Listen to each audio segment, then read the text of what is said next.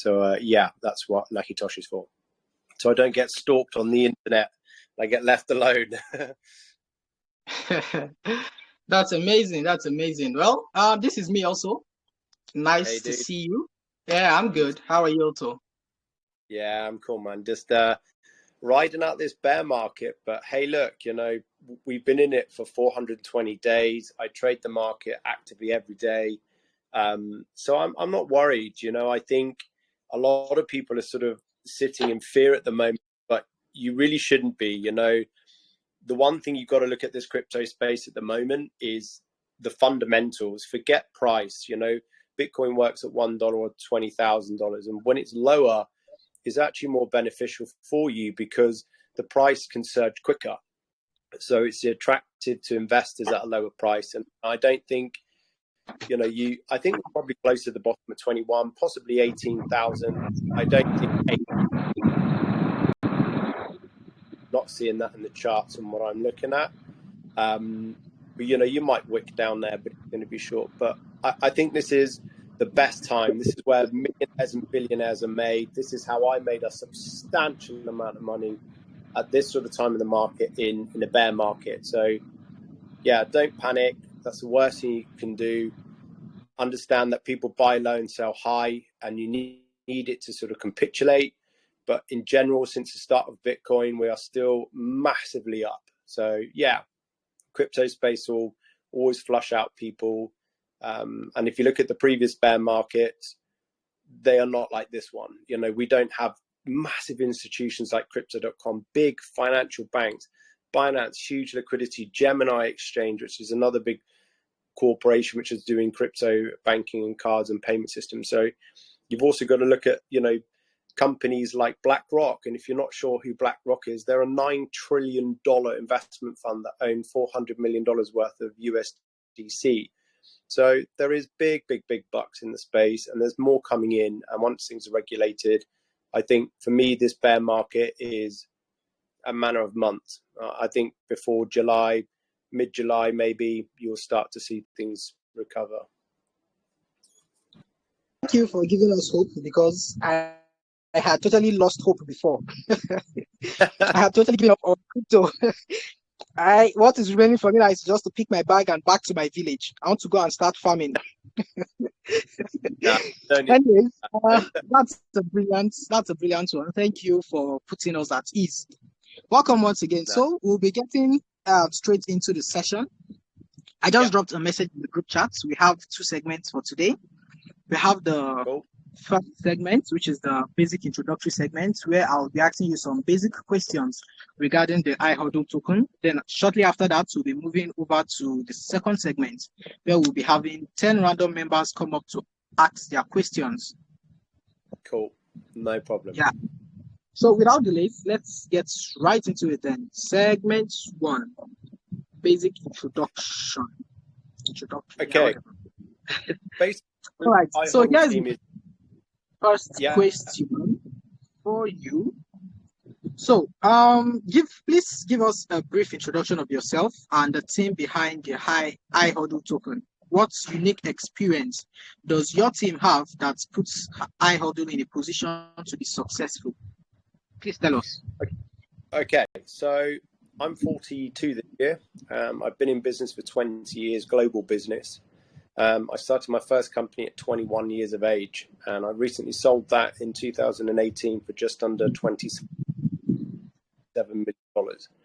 I've been in crypto since 2014, and I've been investing in Bitcoin for at least 2015-16 and mining Ethereum since sort of 2016 to 2019. Had about 650 graphics cards, and when the mining pool started to destroy all the fees and take all the money out of it, I decided to get out. So I sold all the cards in sort of late 2019, early 20.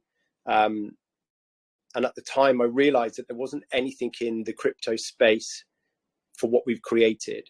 So the team is a lot of professional individuals. For a start, Sarai Grace, that's on the team that you can see. She is an ex-banker and an ex-investment banker of a huge hedge fund. So we have a lot of access to a lot of big people. My career was in aviation, and I built the world's biggest jet engine recycling company from nothing.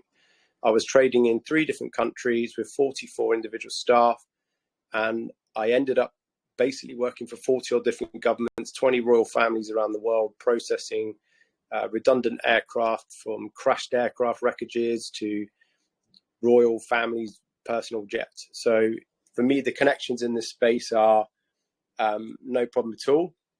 I've got lots of connections all over the world to be able to facilitate what we want to do and take us to where we need to go. So the Ihodo team is incredible, really, in the background. And I understand why a lot of them want to sort of stay out of the public eye, because of it can be quite a detrimental space, as we all know. It can be very vindictive. So yeah, they are there. Obviously, the product is functioning, and we are where we are today. It's cool to learn that we are dealing with all shades of professionalism, as per what you just said. It's an amazing one. Thank you for the brief introduction. You're welcome. I think that does that to my question. So moving on now to the business of the day, let's talk about Ihodo now. As per what we've seen, it's been tagged as the next generation of crypto storage and payments. Now, how is this so? What services does it provide, and what is its ultimate vision in the long run? Okay, so we've all used crypto wallets, and we all use them every day, and a lot of them are very cumbersome and restrictive. And if I talk primarily about MetaMask and Trust Wallet, and for those that have lived in Iran and in places where MetaMask absolutely turned you over recently and made you have to take the seed phrase and chuck it into Trust Wallet if you had your seed phrase. So what have we created? We've created an online platform, a web-based wallet to start. And this is for 2 reasons, because most everyday people, in fact, only 47% of the world have a smartphone. So most other countries outside of Western world and parts of higher economic Asia and Africa and Middle East don't have access to a phone. So by having a web-based wallet, which works like a CEX, a centralized exchange, is actually fully non-custodial. You cannot enter the wallet unless you have Google two-factor authentication. You can reset your password via email and via SMS protocol. And you can also cannot send any payments without Google 2FA. So inside the wallet, you have a layout which would resemble like a normal bank account. And it is so simple to use that I've had it designed in such a way that my 67-year-old mother can send me crypto back and forward with ease, no problems. So I didn't stop just there. I thought, what else does a crypto space need? Well, there's plenty of YouTubers and businesses that need to pay people's wages.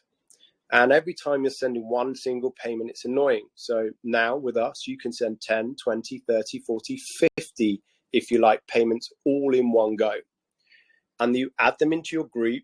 You can set single denominations per transaction, and you can then send them to them, again, secured by Google 2FA. If you don't have enough funds in your wallet, obviously it'll be rejected, but then it will come up into your notifications. It will say rejected. This payment was rejected, this payment. But it will go through the list and send the first one down until the payment runs out, rejected. And then I thought, well, okay, we're going to be able to send multiple payments. You're going to want to be able to demand payments too. So now you can request funds like you could in PayPal. And then also I was like, well, maybe I need to pay my bills every single month and I don't want to think about it. Maybe I've got like some nodes I need to keep my balance topped up and paid on. Okay, no problem. You can do that. You've got a reoccurring payment system built into the wallet. So every month it can go in, send where you want it to go, pay your node bill. You don't have to worry about it. Pay for your car, pay for whatever you want. No problem at all. The wallet supports 2,150 cryptocurrencies. It's on one of the world's biggest payment gateways called coinpayments.net. We'll also use potentially Wire as well for other countries, but the wallet has been designed purely to be able to onboard people that have no idea about crypto, people that come into MetaMask and this seed phrase and all these different things. If you lose them, you're in a world of pain. Whereas iHodle's wallet doesn't have your keys. We've got no access to any of your money. It's fully non-custodial, but you can reset your password safely and securely. No, you can't get hacked, because that's just not possible in the way that the thing's set up. So the only way that you would get hacked into your wallet is if you were stupid enough to leave your password around, allow someone to share your screen on the web-based wallet, and or give your phone away to somebody that could get inside it, get the Google 2FA, then know the password to your wallet when you log in with your email address. And by that time, you could contact us and we can reset it and block the account. But it's about creating that next level. We are in a position where, yeah, we can send, we can receive, we can do these things, but we need to do more. We need to be able to do what traditional banks do, but with crypto. And from that point on, we've then decided to go into the app. The web wallet is built, it's fully functioning, it's currently going under audit at the moment, and it's stored in multiple servers around the world in nuclear-proof bunkers by a company called Bahnhof. And Bahnhof hold the world's biggest amounts of Bitcoin for the elite and for people that you probably never heard of but have exuberant amounts of money. So their security is incredible. The mobile app you'll be able to use like any other mobile app in relation to crypto, but the features are still the same. Send and receive. But we've added in for parts of Asia. So out here in Asia, we don't pay people by crypto and send in their wallet address. We just go on and bang and tap a QR code to a taxi driver or to anybody, and they've got their money. So we've added this into the wallet. So we've created our own tap and pay system into the mobile app. So you'll be able to instantly go past your friends, see them, oh yeah, pay you, chink, done, no problem. You can also assign your email address through Ripple Labs, which is the biggest distributor of this, and assign an email address to any of your contacts in your address book that you can set up. So we have a full dedicated address book. You can create groups of individuals per different type of funding, whether there be ETH, USDT, or Bitcoin or whatever. And you can send your money to these people via your address book or via their email address or even by a phone number or QR code. So you have all these different accessibility to be able to send the money from the mobile wallet or the web-based wallet, which is possibly more focused at business in the longer term, and to those into the third world countries that don't have mobile phone access. But there's many, many things that we're adding in along the way. And if you guys say to us, look, we want this, we don't have this, we're not going to take 3 years to update the app. We'll speak to our in-house devs, get it added, get it done, get it reset onto the mobile app or into the web-based wallet. So that's generally about what iHodle is about.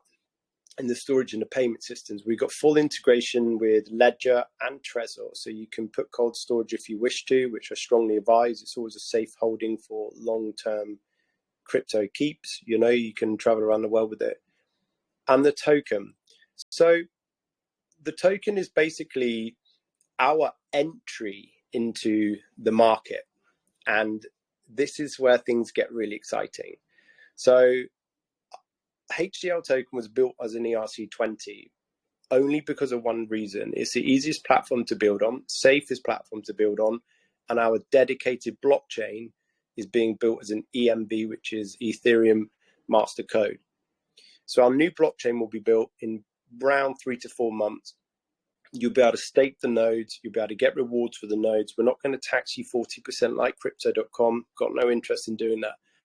This is about everybody making their fair share. Inside the wallet, in a payment gateway, no matter whether you're MetaMask or whether you're Trust Wallet or Crypto.com, there is a fee because you have to pay that fee to access the network, and that fee goes to maintain the network of nodes and other bits and pieces. So that fee is 0.5% per transaction. Everybody else adds a slight bit on, up to 0.85. We'll do the same, but we don't need to take all of the money. We take half. Half comes to us, to the development team. The other half goes straight back into iHodle's liquidity pool. So the more money that's spent, the more money that's earned. Now, MetaMask does around $1.9 billion a day in transactions. And MetaMask is not a big wallet, and Trust Wallet does much more, and Crypto.com does around $6.9 billion a day. 1% of their market is around 190 million a day. In the iHodle, starting with around 170 to 500,000 users. So as you can start to see, the revenue models back into the liquidity pool and into our token is huge. So the ERC20 has been built with 6% tokenomics in and out. And there is a big stake and reward platform that we put together. It was 6% before the bear market or the bigger crash of the bear market. And we'll probably increase that now to sort of more 9 or 10 or 12% for the short term, 3 to 4 months, if those that wish to stake can stake, until the launch of our dedicated blockchain. And then we can eliminate all the vast fees and gas fees and third-party fees and keep everything down to a minimum, and reward holders in HDL when they use our cards, because we've also have a full European banking license, fully certified, which will be able to issue payment cards, debit cards, virtual payment cards through to in the coming sort of 6 months' time. So hopefully that's enough of an overview about what the business is and what we're about. That's a really extensive and well-detailed one. That was amazing. I love it. I think I love the fact when you mentioned someone as old as your 65-year-old mom being able to make transaction. Yeah, I think that's pretty bit what's on the market today, because most of these wallets are actually not user-friendly. If you ask me, they're actually not user-friendly. Yeah. So Ihodo coming with an innovative idea to make to counter that problem is actually one of an amazing thing to do. That's amazing. Thank you for bringing us Ihodo. Cool. Now, I did hear you say little about security, but I will just want you to emphasize little on it. Okay. So since you will be dealing with user funds and assets, how secured is Ihodo, and what security measures have you in place against probably say loss of funds or wallet hacks and all of that? Okay. So first things first, no wallet has ever, to my knowledge, successfully been hacked. They are what's called phishing attacks. And the phishing attack is where you open a dodgy email, looks like the same address, it's a ghosted email, and they get the access to your phone and your passwords, and then they log in. So to hack a crypto wallet is actually virtually almost impossible. Nothing's impossible, but it virtually is. So the security protocols we've got, we are registered to ISO 3301. So what that means is that all passwords in the relation to the point of the server, to the back end of the website, to the whole point of access to our servers is through a chain of command, and you cannot access it individually. It must be done by a minimum of 3 to 5 people. The higher up the stake or the level of the severity of the login, 5 people versus 3 to verify. We have no access to any of your keys, your coins. So your coins, keys are fully encrypted 24/7, right the way until the point of when you make your transaction, which is when you give the keys to the new holder of your tokens. So you're completely safe. So when you set the wallet up, you'll go in, create your email address, put your password, we'll send a passcode through to your email address. Then you'll validate that you are who you are. You'll log in. You'll then have to automatically set up Google Authenticator. When we built the wallet, it was built alongside Twilo and Authy, which is Google Authenticate. So they've already validated the wallet security along the route. Then you're in your wallet. You cannot disable Google two-factor authentication. So even if somebody got inside your wallet, they would need your phone with Google Authentication app on it to be able to then send a transaction to somebody else. And that transaction has to be validated through your Google two-factor authentication and an email address if you want it, and SMS as well. So the security aspect of the wallet is as high as any centralized exchange or any other crypto app that's out there. Now, the wallet is going under what's called an audit, and it's a hack test audit, a brute force test where multiple bots will try and smash into it all at once to ensure that it can't be penetrated. And if it can, then obviously it gets repaired and rectified. And that's being done by a company called Apricot. And Apricot, German-based, much like Solid Proof, who did the audit for the token and the KYC on me.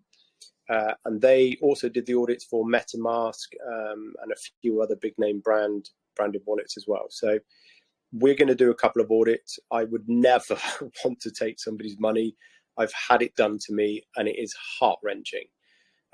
So yeah, for me, this is why I built it, because I'm sick of seeing people offer crap products, people getting their money taken, their hard-earned money, and it's not nice. So we will be, as time goes on, get an insurance policy in place, but we need a good few thousand users to do that. But yes, we certainly have every intention to secure your money as best we can along the way, and we'll certainly offer you any tips and help that we can to advise you to increase your security.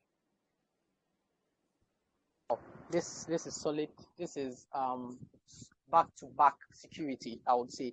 My people over here in Nigeria will say, Okpa. So permit me to say Okpa.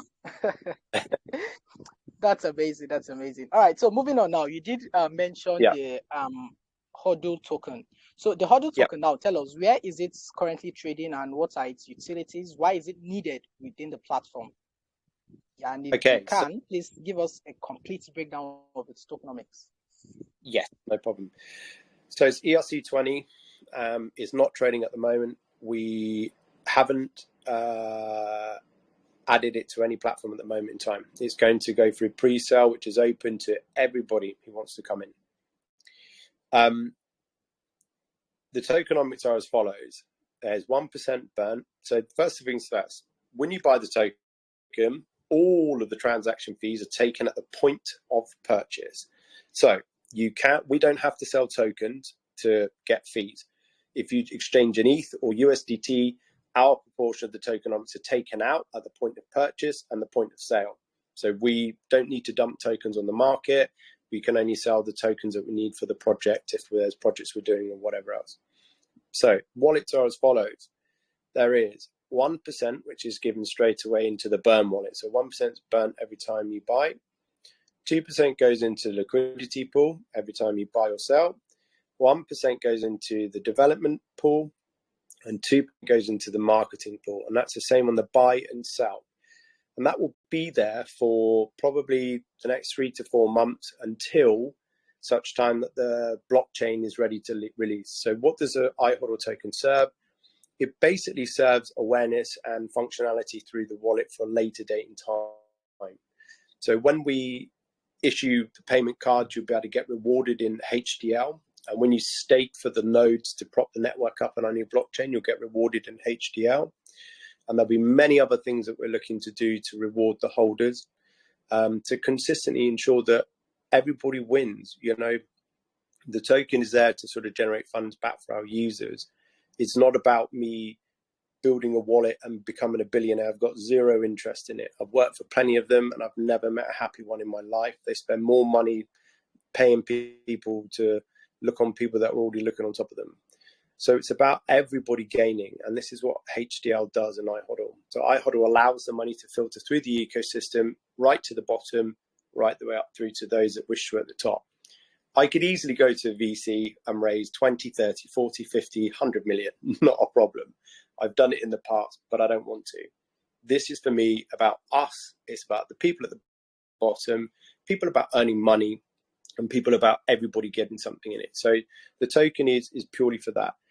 I haven't decided whether we release it on ETH, although it's built around ETH and audited for ETH, but we could release it on Polygon to save the fees. But to be honest, I checked the gas fees at the moment. They're so low. Because the price is so low, I don't think we'll have any worries for the next 3 or 4 months until the blockchain's built.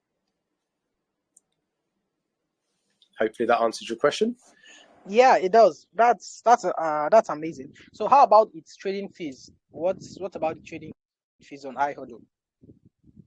The trading fees at the moment will be the 6% tokenomics in and tokenomics out, and there won't be any trading fees. We're not going to put pairs that you can up or down. It will literally be HDL ETH in the liquidity pool with Uniswap, and we'll launch onto Bitmark directly. So actually about the launch and the pre-sale. So we're going to do a pre-sale. We want to raise around 300 ETH, 3 to 500 grand USD, which I don't think we'll have a problem to do. And from then we have already agreed to immediately list directly onto BitExchange. So it's going to get a lot of attention. It should do very, very well. So anybody that's investing in the early stages will probably be quite happy with the returns. I cannot guarantee it, of course, but that's the plan of attack. So we could launch on Polygon, but I think stick on ETH because the fees are very low at the moment. Okay, so on what chain is it currently? Currently, on what chain is it? ETH. BSC? It's an ERC20. So an ERC20 can actually be launched on any chain that's ERC20 compatible, which is Polygon or, but it is on Ethereum. All right. So I'm going to ask this before someone comes up and asks, hello, sir, where I can buy your tokens. So currently, where can we buy Ihodo tokens? Is it? You will be able to buy. Okay. You'll be able to from our website. So we're going to we have a pre-sale created, which we're going to launch, and we'll launch it via our Telegram group. So you need to be in our Telegram group, and we'll launch the day that we're going to start the pre-sale, and you'll be able to come in, you put your money, the contract for the pre-sale is 100% secure. The money stays into the contract and nothing comes out of it until it goes into the liquidity pools. So everybody will be notified. Your tokens are given to you at your point of purchase. So they're distributed automatically and your tokens are fully unlocked upon the listing of the exchange. Great. It's you've done justice to all of my questions. So lastly now, so let's talk about future plans now. What's in next for Ihodo? What's major news should we look forward to in the coming few maybe weeks or months? So the next major hurdle for us is the mobile app. So the mobile app will be 6 to 8 weeks away. It's under development at the moment. And obviously once the mobile app is ready, then the mobile app can have its payment cards once it's ready and it's launched. So mobile app will be first.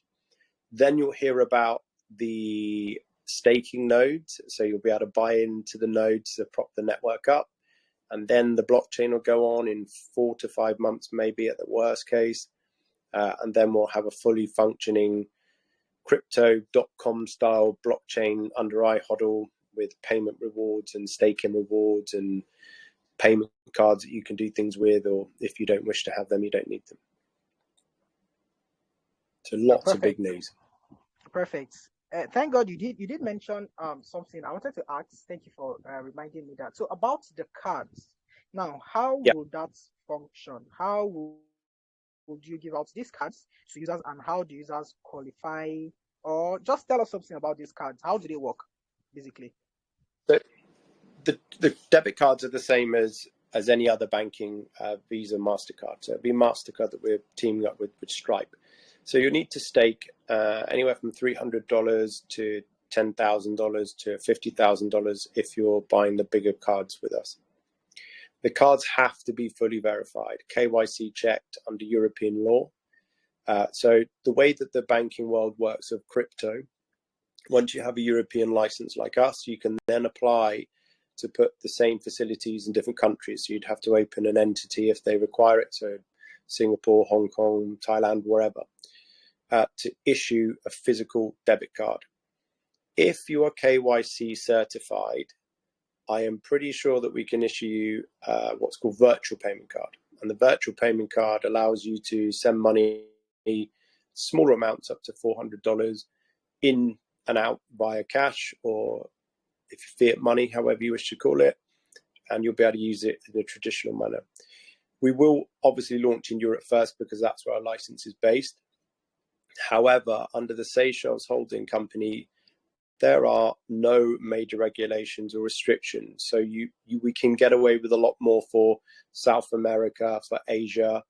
This is easier. So yeah, in general, if you want to have a banking card, it doesn't matter where you are in the world, you're going to need to have to do KYC. But we don't hold any of your documents. So KYC is done by a third party. They're held in your end of your part of the wallet, which I cannot see and I have no access to. And I have absolutely no intentions and cannot in any way sell your data. I hate my data being sold. I cannot stand Facebook. And I cannot stand those sorts of things. So in general, yeah, it's the same as any other sort of protocol in that regard. Awesome. So with regards to KYC now, what sort of KYC will be required?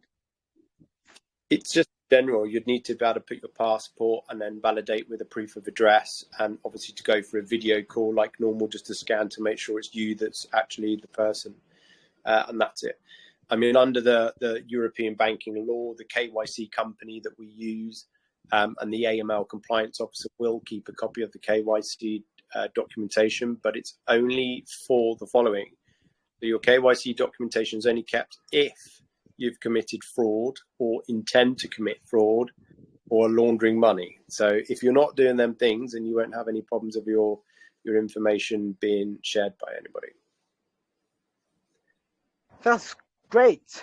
Thank you for answering all of my questions with efficiency and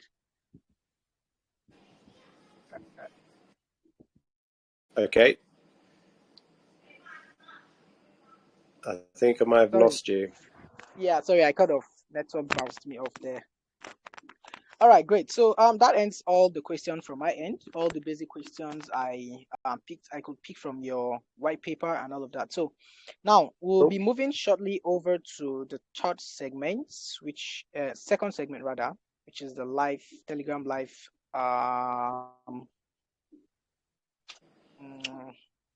Telegram live Q&A. So everyone, I am going to drop a rule in the chat now. Please take your eyes off the screen and into the chat. Segment 2, we'll be taking 10 questions, and just a minute, let me find. Yeah, so you must have joined Ihodo Telegram. I'll be sifting through all the participants now. If you have not joined their Telegram or follow them on Twitter, you will not be eligible. You will not even be called gossip. So please, everyone, do well to follow these rules as we'll be moving over to the second segment. So everyone, please raise your hands if you've got queries for Mr. Nakitosh. Everyone raise your hands, okay. Tons of hands here. So firstly, let's take Bella. Hey there, Bella. Please unmute yourself and ask your question. Hello, Nakitosh. Buongiorno, Bella. How are you? I'm good. What about you? So my question is, okay. So your website shows that your token burn is 1%. So most of the projects come up with 2% or 4% or such a huge amount of token burn. Is 1% okay? Isn't it going to get you in loss, and in the end you will be going into a deep depression and ending of the project? So isn't 1% token burn a very low amount? It might go into the loss of the project. Not really, no, because although that the burn rate is only 1%, we're not a huge token supply. So the token supply is only 25 billion versus some other tokens are 100 trillion and more. And the release amount of tokens is probably about 5 to 6 billion by the time we go out and launch. And then don't forget, by the time we have the wallet working in the next sort of 4 to 6 weeks, then money will be coming back into the liquidity pool. So what's burning will be replaced by far more liquidity through the wallet in other ways. So it's smaller deflationary, but if it was a problem to the people in the group and they wanted it, we could, before launch, adjust the tokenomics and increase it to 2%. It's no problem to me. If that's what you guys want, that's what we can do.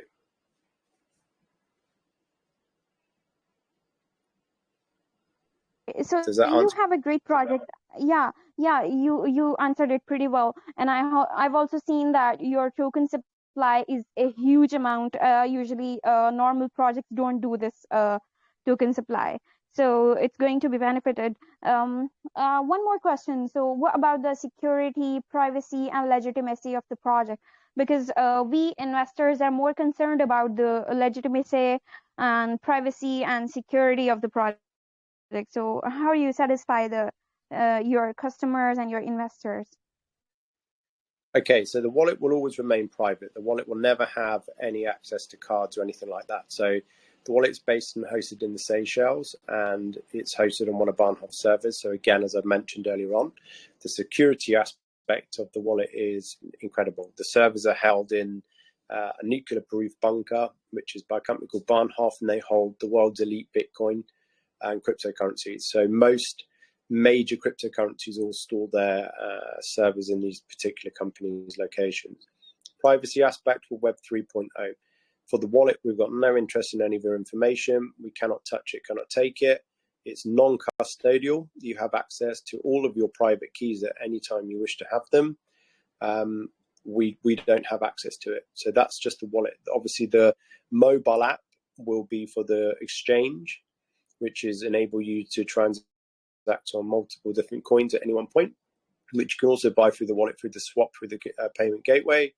But the wallet, if you have a credit card or debit card on there, then yes, you'll have to go through KYC. So your privacy is still the same. But as mentioned before, we have to keep your information in that way for the AML compliance issues should you have commit fraud or money laundering or anything like that.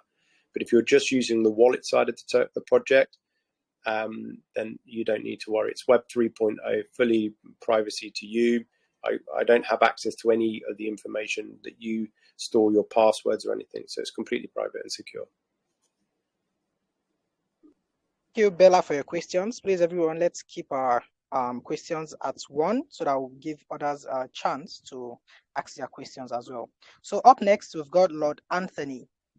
Please unmute yourself and ask your question. Hello, Captain. Hello, Macintosh.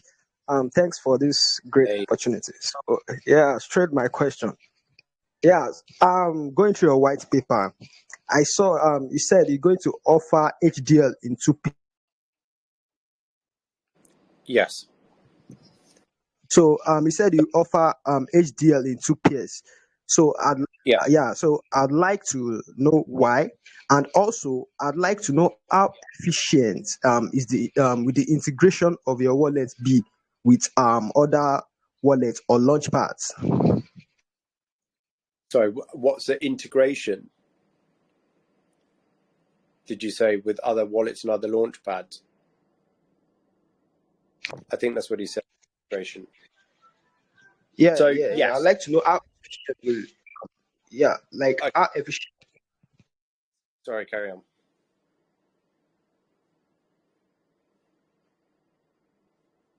Okay, sorry, mate. Okay, so yeah, the 2 pairs for simple reason. When we created the project, we never expected the bear market to be what it is. I don't think launching HDL ETH at the moment in time is a particularly maybe a strong idea.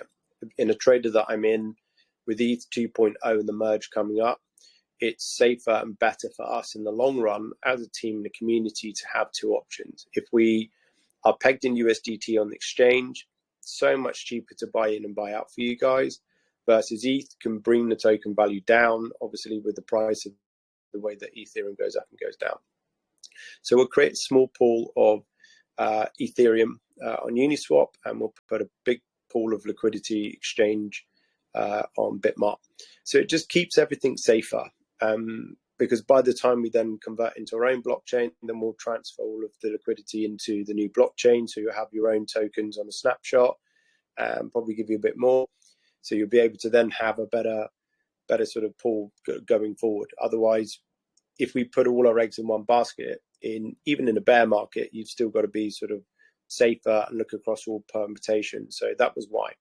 Is not so that you can trade it or to leverage it, but most tokens at launch have to have a small liquidity pool if they're on Ethereum, BNB, or anybody, and then they'll generally pair up in USDT or something, just to make buying options easier for everybody to get in and get out. And in relation to the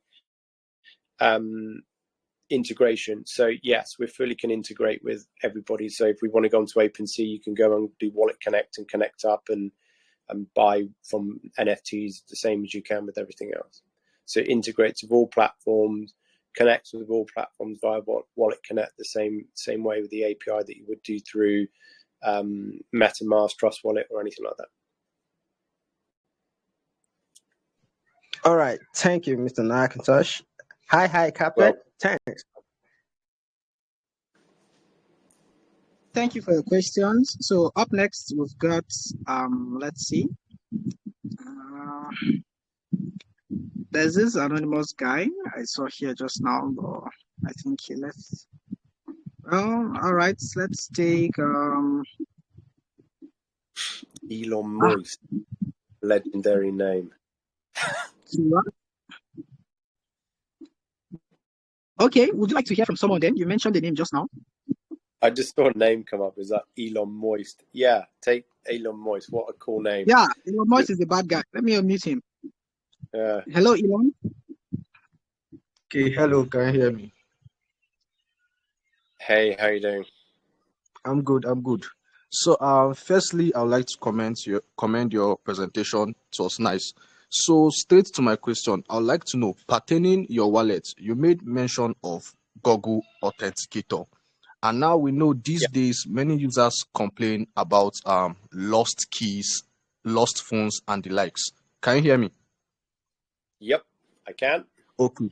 So my question is, are there any other means in case of a misplaced device where someone can access his wallet and assets?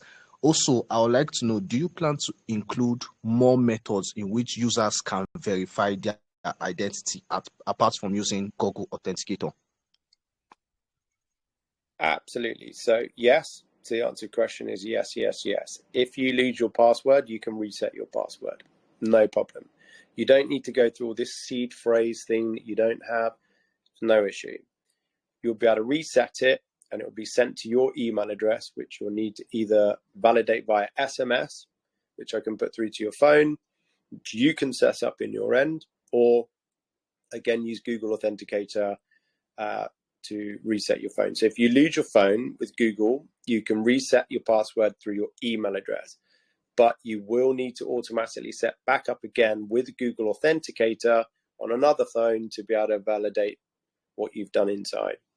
So one way or the other, you're going to need either a Google or Authy app to come with an authentication process to validate what you're doing. Okay, great answers. Thank you. Welcome. Cool name, by the way. Yeah, he's a bad guy. All right, great. So let's listen to this dude. I don't know how to pronounce his name. Vruhashbuch. Vruhash. Yeah, whatever. Please ask your question. Hi, Nakitosh. It's Rushabh, not Bruhash. Yeah. So I will go straight to my question. For every investor, there are certain indicators they use to decide whether to invest or not. But for me, I have 4 pillars that attract me. First, security. Second, utilities. Third, partnership. Fourth, community. So how do you plan to achieve this to attract investors like me? Okay, so how do I plan to attract investors like you? Through what we're going to do. Okay, so first of all, I helped launch a token called Blue Sparrow. I took it from $1.5 million market cap to $23 million market cap in 11 days. And I did that through a consortium of very high profile YouTubers, all of who we're going to use ourselves, and Twitter. Now, I've also got a very, very, very famous DJ cousin, and he only works with people like, you may have heard him, I don't know, David Beckham, Elton John, or DJs for. Recently, he's just done Meghan Markle's and Prince Harry's wedding. So, yeah, to be able to get people on board and to push this to where we're going to go, there's lots and lots and lots of avenues that we can go down. We also have a plan in place for later on down the line in the summer. Next year, we're going to work with a company called Glastonbury in the UK. It's 220,000 people. There's a big stage in there called Arcadia Spectacular, and it's a huge 60-foot spider. I supplied every piece of metal that built that thing back in 2013 through my previous company. So we're going to work with them to try and facilitate a wristband payment system so you can pay in crypto, pay in cash if you want to, when you're at these events. So we've got lots of huge, big marketing plans going forward. Now, I know there is competition in the market. Don't get me wrong. You guys are using MetaMask and you're using Trust Wallet and you're using other things like crypto.com. But as you're starting to see, these players are really more focused on the money that they generate for themselves, versus we're more focused on how we can generate money for you and for us. Because at the end of the day, if you don't make nothing and you're not earning anything, there's no reason for you to stay with us or to use our system.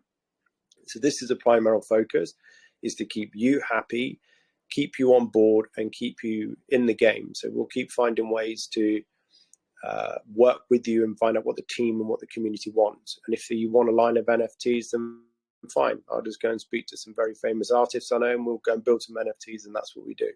This is about us. This is about building what we want in crypto, not being told you've got to have this and you've got to pay that for it. There doesn't need to be that level of financial cost in transacting. And when you guys go into MetaMask and you send your money and the gas fees are stupid high, it's not Ethereum, it's MetaMask. And MetaMask can change in the background its fee structure as they wish. So when you're charging $50 for a $100 transaction, it is not Ethereum gas fees. So the same as when you go onto crypto.com and you had UST crash the other week. Well, I tried to take 10k USDT out into euros. Oh, it was a 900 euro difference. Funny that. And this is a bank that has a full foreign exchange license in the background. So it should be 0 point at the same point of exchange. So they all can somehow manipulate you. But this is why I've created what I've created, to try and keep everybody on board, keep you safe, stop hearing of rug pulls because I hate them. And here's the other thing. You want to come and build something on our chain? No problem. But you are KYC verified in our blockchain before you can even start. And these are the things that we want to put in place. So hopefully that's enough to keep you on board with us and it answers your question.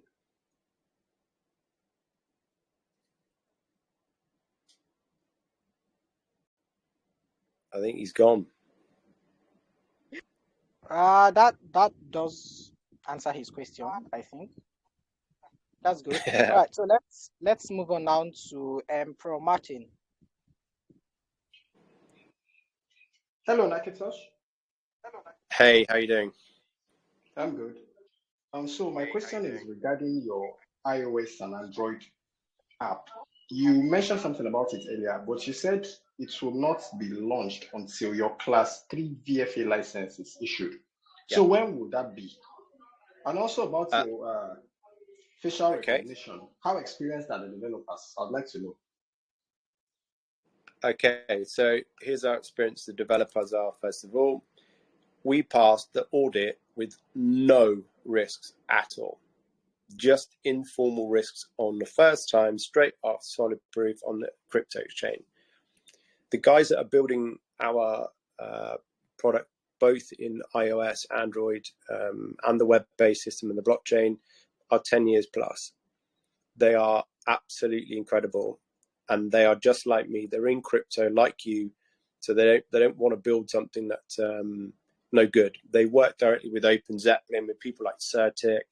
They're very good. You know, they're on top of their game. That's why they are very expensive. And I can assure you, it's cost me a lot of money to get where we are. So why are we only going to release the app on the VF3 class license? Two reasons. The mobile app will have obviously the payment card system entailed into it. So that was why it was more beneficial to launch, do a massive marketing plan. Here's the new app. Here's our holders already. Boost it out on Bybit, for example. Do a massive airdrop, like 3-4 days out with massive YouTubers. We're already going to go on to House of Crypto.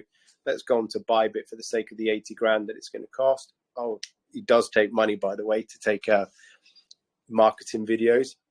So yeah, there's lots of ways that we can get it out there, get it all over the internet, and then launch the new blockchain, the mobile app, in one big go, and really push the project into a good place. So that's sort of why we sort of plan to do it like that. But the license is there, it's on the company, it's set up. It just is obviously a lot of background work that we have to set up in place for bank accounts and AML, KYC compliance. So it just takes a bit of time to set the staffing up and to ensure that it's all done properly. So okay, hopefully that thanks answers for your. your answer. Yeah, it does. Thanks. Thank you, Emperor. So let's listen to Fatima now.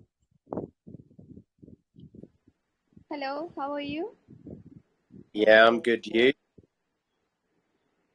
Okay, my question is regarding marketing. What plans and ideas and next step does your project have to attract the investors and users? Do you intend to leverage the popularity of social media to make your project even more popular? Absolutely, yes. We're already actively on some YouTube channels. They're sort of Korean, Southeast Asian, and we've got a big one going out in the UK, which is 450,000 subscribers. It'll be up any day now in the next few days. And then we'll go on to House of Crypto in a week or so when we're just ready to launch and go on to Bybit, and onto Bitmart. And then obviously when we go on to Bitmart, we've got a massive platinum package, which is huge marketing. So yes, there's lots of marketing involved. TikTok videos and things have been going on to launch out on, 40, 50,000 views at a time. So yes, marketing is a key part of what we're doing, but I believe there's no point going in at the top. We start on the bottom and we build our way up and build our way up, and we start to get a good view into the market. We'll obviously start to chat to people like ihodle.com, which is a big news site, post out on news feeds and things as well. So keep us sort of growing through the bear market, and when the time's right, just in a few months' time, as I say, we'll do a huge launch on something like Bybit, Bitmart, or Gate.io, for example, and go for a huge launch with the new blockchain, with the new app, and then we'll all just absolutely swing on the moon, hopefully. You never know. That's great. May you set a high bar with your project. Sorry?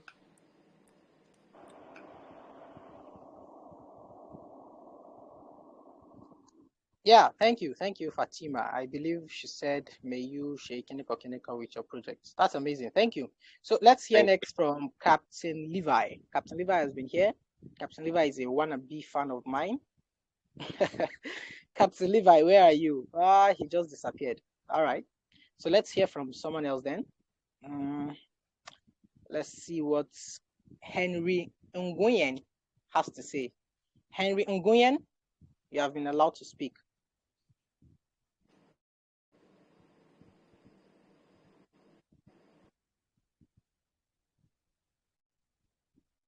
He's not on.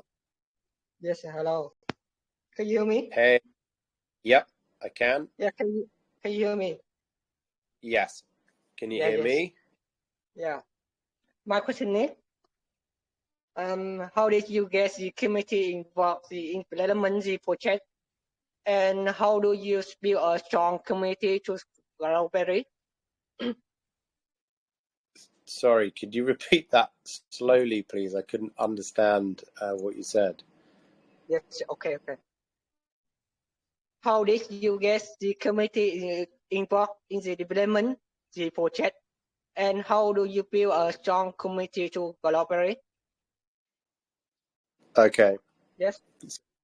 We build a strong committee or a community through simply sort of offering the best product that we can, what nobody else is offering, and by ensuring their security is safe in relation to their funds, which is what we've explained. Obviously, we can market things and we do our best to push it out there as much as we can, but the community also needs to help along the way. So yeah, we're doing our absolute best to build a big community, not just in one dedicated area. We're focusing all over through Southeast Asia, Asia, Middle East, Europe and UK, and eventually sort of further South America and wherever.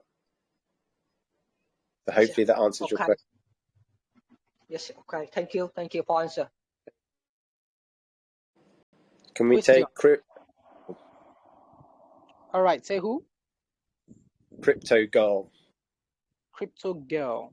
Yeah, Crypto Girl, where are you, Crypto She might ask me.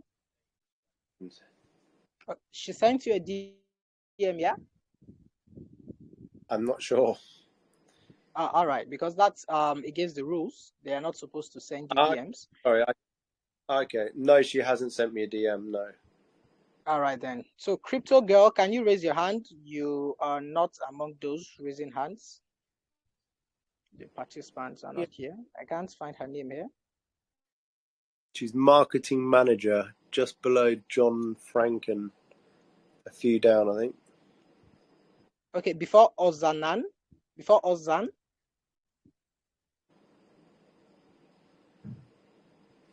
No, she may have gone. Yeah, she's not there. Yeah.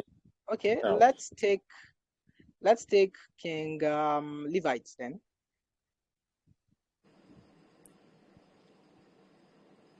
Yeah, King Levites, you can ask your question now. Yeah, cool. Captain, how you doing? Yeah, we're good, buddy. Thank you very much. Man, I just want to know something. Since partnerships and collaboration are the backbone of making every project big, can you list your partners with us? Yeah, the partners are actually in the updated white paper, which I put on the other day. So we're Trezor, we're dealing with Ledger, we are Coin Payment, Authy, Twilo, and there'll be many more that we're going to add on along the way. So the partners that we are focusing on are not really sort of just everyday partners. So look, there are multiple blockchains out there in the world, okay? You've got Ethereum, you've got Polygon, Solana, you've got all of these cult DAOs, whoever built, and they're all, oh yeah, we built another blockchain, great. And then you've got 10,000 coins built on top of them, but what are they actually offering you? They're doing nothing. And the reason why they're doing nothing is allowing people to enter with their money, it pumps, and then it dumps, and then you get in the day you are today. So the art of blockchain to me is to facilitate the safe transactions of money through a centralized community of people that want to be in that particular project. It allows you to do cross-border payments across other chains, for example, which Ripple Labs actually control. So the partnerships that we're looking to build are those that are in relation to what we wish to do.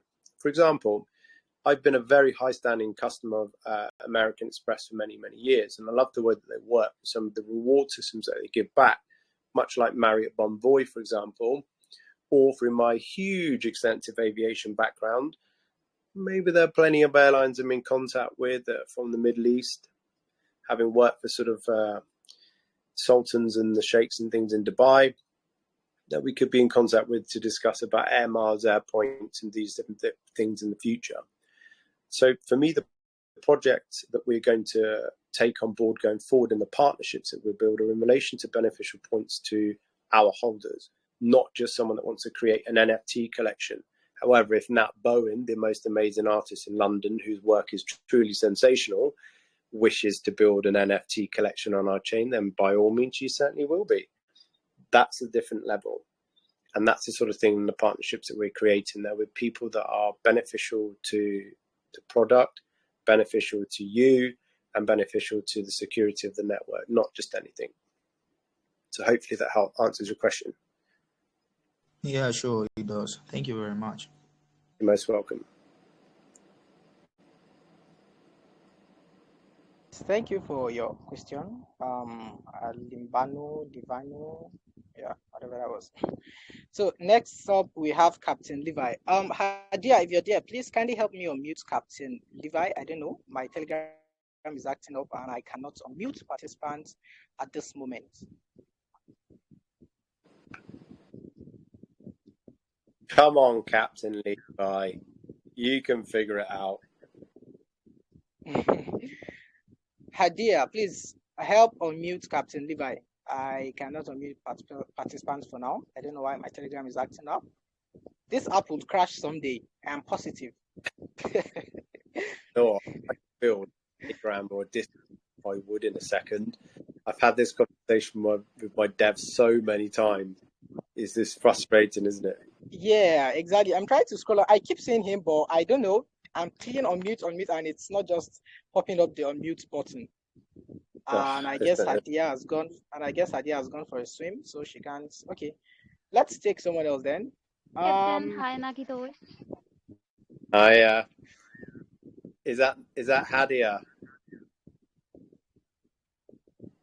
Yeah, I believe that was Hadia. Hey, Hadia, there?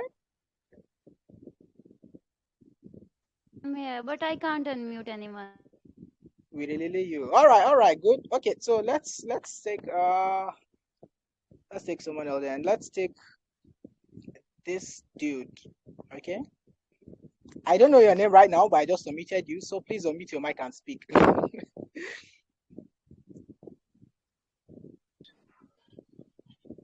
Hello, can you hear me? Am I audible? Yeah, I believe you are. Please go on. Okay, so I was going through. Thanks for the opportunity, by the way. I was going through your website and I was seeing your analysis, and I saw one part that you mentioned. Okay, your SWOT analysis, and you highlighted the threats, that's government regulations. So I want to know, what's your solution to government threat like regulations in countries whereby they are having difficulties in, like users are having difficulties in using crypto related projects? I hope you get the question. Welcome to the Seychelles, buddy. That's why the wallet's there. So, having worked all over the world and back the world, I believe that it's technically wrong that people should be banned in using a product. I don't agree with what's going on in some of the sanctions and things in the world, but they are there and they're laws, unfortunately, so we have to be mindful of them. So in the Seychelles, they are, shall we say, a lot more relaxed and generally don't give a monkeys in relation to that sort of thing. So the law is very clear. If your country says you shouldn't be doing something and you choose to do it, that's your responsibility. It's not mine. I will tell you that the country that within the wallet held has particular sanctions with countries like Cuba, Sudan. Yes, I'm not sure if Iran's on the list. I don't think it is. But yeah, it's a tiny list of countries that would generally not be a problem. However, like with everything in crypto, VPNs are fantastic, and that's how people generally work in what they're doing. When it comes to the banking app and the mobile app, it's the same thing. You know, you can get around them however you wish to do that. But I couldn't issue a banking card to a country or a participant from a country, for example, that is in a sanctioned country list, because that would be highly illegal and I'd be facing jail time. And as nice as you may be, I don't really fancy going there. So there isn't any direct way around it, unfortunately. But I do believe that it is certainly becoming a lot easier. And with VPNs and things, you can continue to use these products. Unfortunately, there's no way to sort of to do those things, unless if you were from, say, Iran or a majorly sanctioned country like Russia, then we'd help you in any way to set up a facility for yourselves in there. And if you could do that, then, and it could be done legally, then I'd certainly be open to it without a shadow of a doubt. I don't like government regulation any more than anybody else. I don't think it's fair that we should be told what to do, but there should be laws, obviously, to keep us safe at the same time.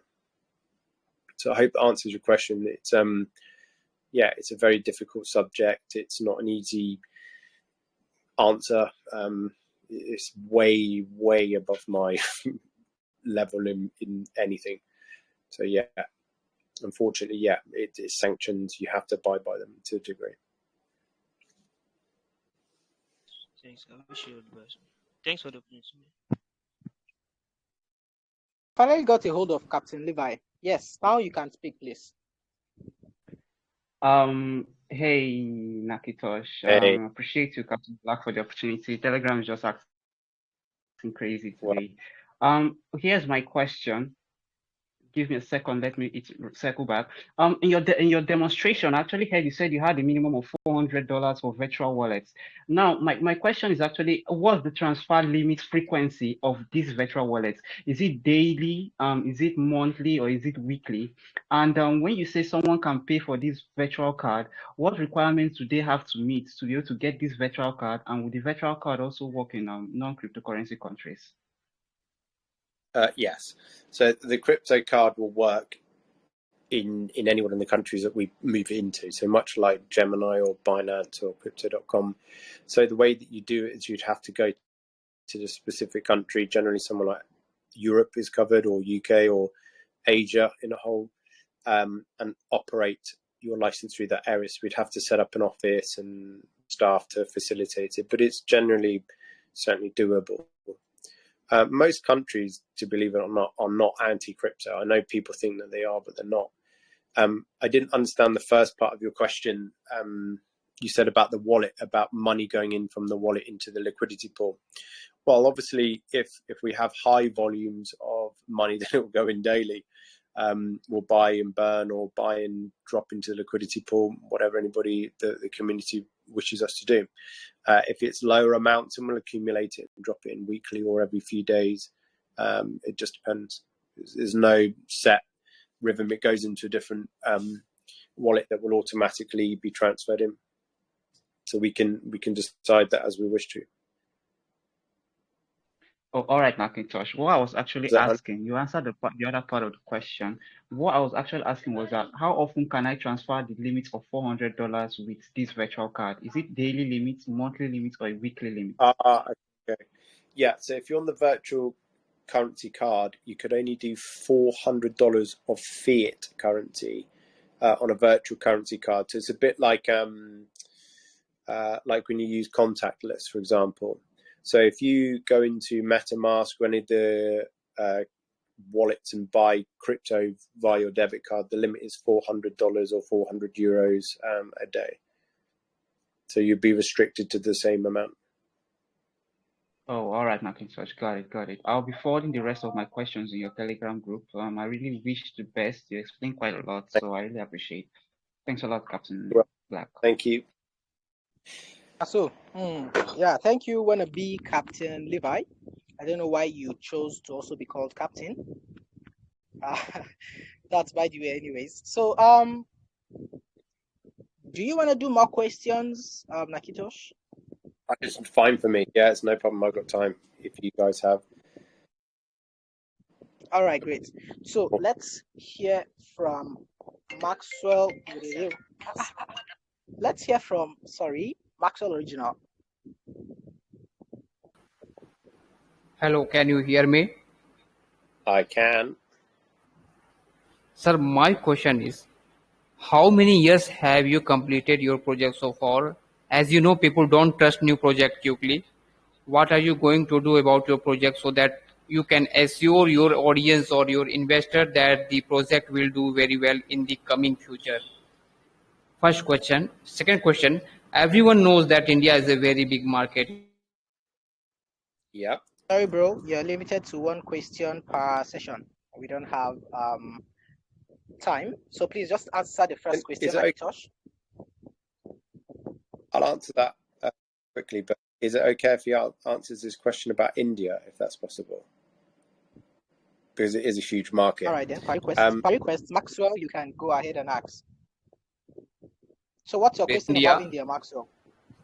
Sir, my question is, everyone knows that India is a very big market in today's date. Have you ever thought of taking your project to India? And partnership is so much important for every project. Have you done any major partnership?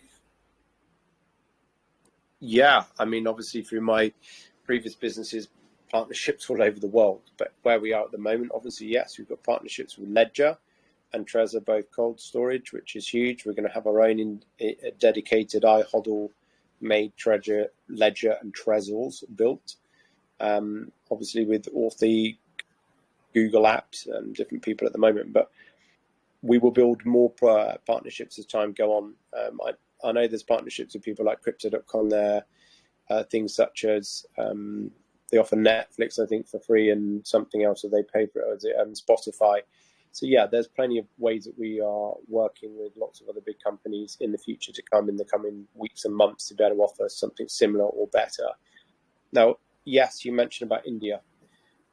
India and Southeast Asia is certainly right on my eyes. I'm in the middle of Thailand at the moment, and I'm out here because I've been speaking to some of the heads of MasterCard here in Thailand, who I know quite well.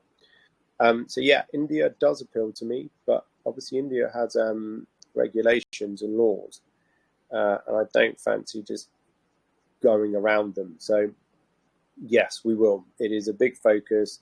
European banking license or European cryptocurrency license is the gateway to the world in crypto at the moment, which is why everybody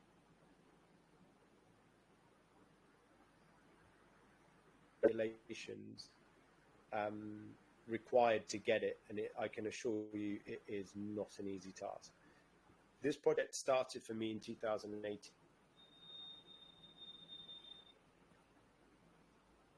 I think, are you still there? I think, can you hear me? I don't know what happened there. I think it cut out. Yeah, I can hear you. Sorry. Yeah, the project started by me looking into it around 2018-19, and it's taken a good year and a half to get to where we are. To build a crypto wallet is not an easy thing, I can promise you. And it has cost me a lot of money.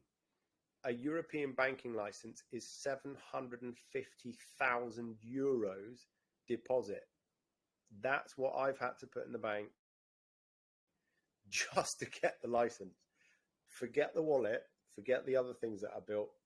This is why I say it's not a let's go and take 10K, buy a wallet, build and get a license. It doesn't work like that. It's a very, very, very expensive thing, and I fully funded this all myself out of my own pocket and money I've made from trading and whatever else. So yeah, I'm here to make it work. We're here for the long haul, and going forward we will just grow like everybody else, organically and as best that we can, to maintain the status of what we're looking to put into the market. So I think we have to draw the curtain here. Thank you so much, Mr. Machito, for your answers so far. You've been an amazing guest. Welcome. All right. So before we wrap it up, would you like to add anything else? Maybe something I didn't already ask? I don't know. I think they must have asked me pretty much everything. But yeah, you know, I'm in crypto like you guys are. I trade professionally every day. I'm always here to help you in any way I can, in anything generally in security in crypto, and also try and help you sort of make your money out of the space as well. I'm not here to do a fast 5-minute pull on you. I'm not really interested in that. My face is all over the project, and I've had it done to me, and it's horrible. So yeah, you know, let's work together. Let's grow. Let's all get into this pre-sale. Let's get launched on Bitmart, and let's absolutely smash this and have a wicked community and build a great project. Once again, thank you everyone for joining in. Thanks, man. So we'll be wrapping up there. If you've got more questions, sorry we not for you. Please hop on to ihodle Telegram channel and ask your questions there. Yeah, and I'll do my best to answer. All right, fam. So good night, everyone. Thank you. Good day, good morning, good whatever. Cool. I'll be ending the recording here.